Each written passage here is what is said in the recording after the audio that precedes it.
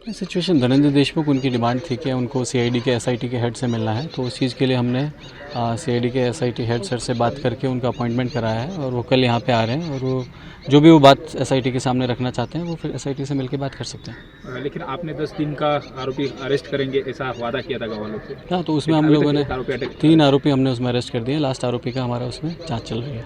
अभी क्या कहना है पूरे गाँव वाले को और देशमुख फैमिली को किस प्रकार से आपने समझाया?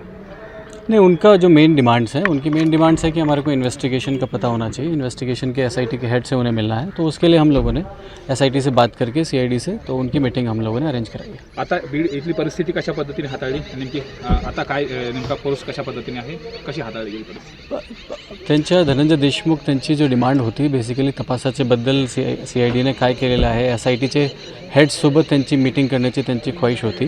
त्यासाठी आपण एसआयटीचे हेड त्यांच्याशी बोलून आणि वरिष्ठ पातळीवर त्यांच्याशी बोलून आपण अपॉइंटमेंट केलेलं आहे। एसआयटीचे हेड उद्या इथे येत आहे आणि त्याच्यानंतर त्यांच्या आणि दोघांचा संवाद होईल। 302 प्रकरणात गुन्हा दाखल करावा आणि त्यांना आरोपी म्हणून घेण्यात यावं, वाल्मिक कराडांच्या संदर्भात स्पेशली अशी मागणी केली होती आणि काल त्या संदर्भात निवेदन आणि तसं सूचना देखील त्यांनी केली।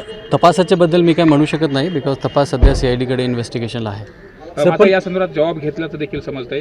जे धनंजय देशमुख यांनी आणि त्यांची संतोष देशमुखांच्या ज्या पत्नी आहेत त्यांनी देखील जबाबामध्ये वाल्मिक कराडांचं नाव दिले अशा पद्धतीची माहिती मिळते। तसं काय एक्झॅक्टली, परत तुम्ही तपासाचा विचारता। तपासाच्या बाबतीत सध्या बीड पोलीसकडे तपास नाही, एसआयटीचे हेड स्वतः इथे येत आहे आणि त्यांच्या तपासाच्या बाबतीत जे काय प्रश्न असतील ते विचार। मात्र पोलीस देखील मदत करताय, सीआयडीच्या पथकामध्ये आपले लोक आहेत, कशा पद्धतीने सगळा तपास सुरू आहे? समाधानी आहेत का एसपी म्हणून तुम्ही या सगळ्या? परत तुम्ही तपासाच्या विचारत आहे। तपासाच्या बाबतीत मी काही कमेंट करू शकत नाही, बिकॉज तपास सीआयडीकडे आहे आणि एसआयटी त्यामध्ये नियोजित एकंदरीत या फॅमिलीला आणि गाववाल्यांना कशा पद्धतीने आश्वासित कराल आणि उद्या देखील त्यांनी आंदोलनाचा इशारा दिलाय, नेमकं त्या पार्श्वभूमीवरती काय आपण गाववाले लोकांना आणि सगळ्या लोकांना मी हेच म्हणू इच्छितो की एसआयटीचे हेड स्वतः इथे येत आहे आणि एसआयटीचे एसपी सुद्धा आता इथे येत आहे, तो त्यांच्याशी मीटिंग त्यांच्याशी होईल आणि जे काय त्यांची अडीअडचणी असेल, जे काय डाऊट्स असेल ते क्लिअर करू शकतील।